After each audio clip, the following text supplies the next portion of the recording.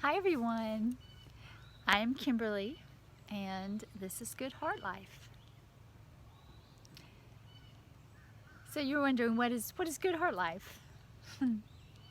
Well, Good Hart Life is a personal quest of mine, a quest to rebuild my life after a decade of caregiving for both my mom and my grandmother. And now as COVID has come into our lives, we've been at that for 3 months now. Now I think it's more important than ever that I pursue this venture. You know, people have been after me for a long time to share this story, and you know,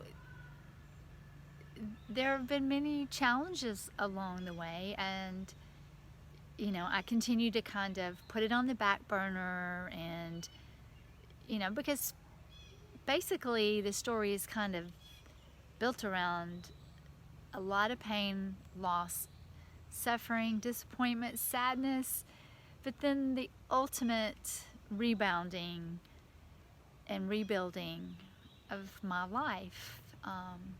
Because prior to my caregiving, I was I was on the top of my world. I was really driven, focused, ambitious, working a business, pursuing multiple expressions in the arts, the creative arts, in, you know, film and modeling and dancing and all these things that brought my heart joy. And it was a lot of work, but again, I enjoyed it. And then my mom got sick, and I took in my grandmother with Alzheimer's, and I had no idea what I was getting into. And that's what this whole story concept is about. So,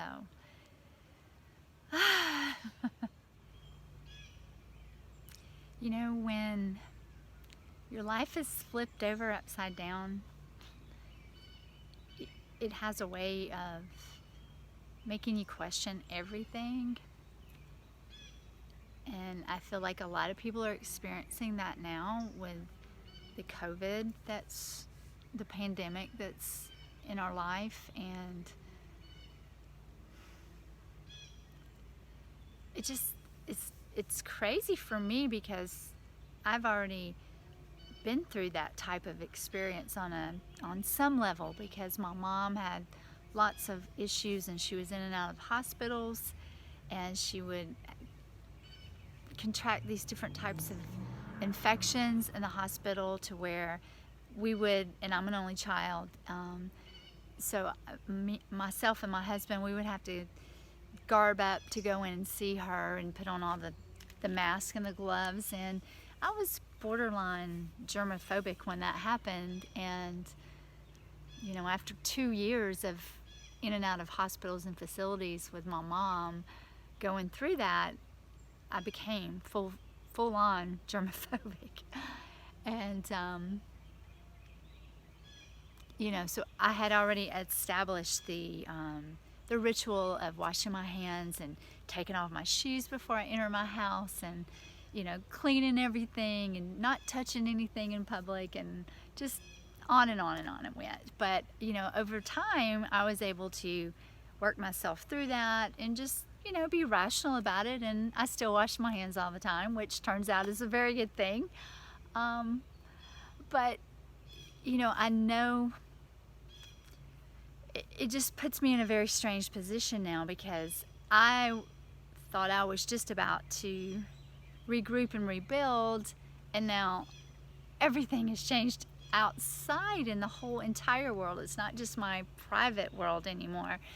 So, you know, wow. And, you know, talking about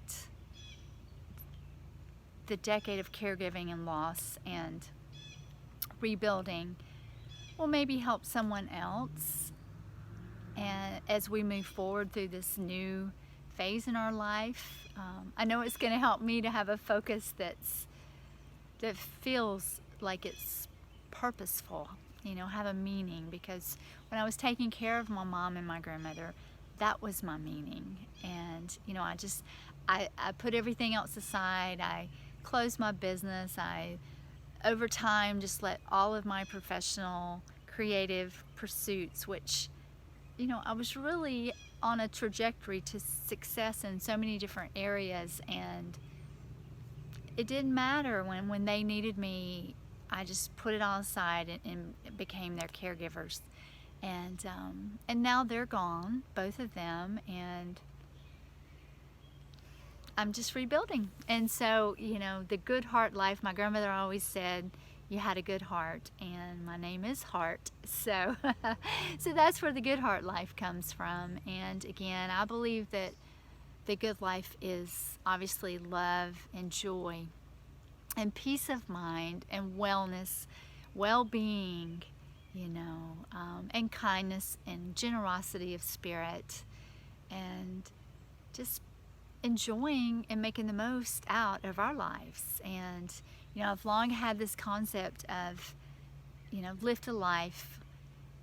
Some days it may just be your own, but if you have your overflow, you go out and you help another person. And I think that's more relevant now more than ever. So here I go, here we go. And join me if you want to come along on this ride, and we'll see where we land.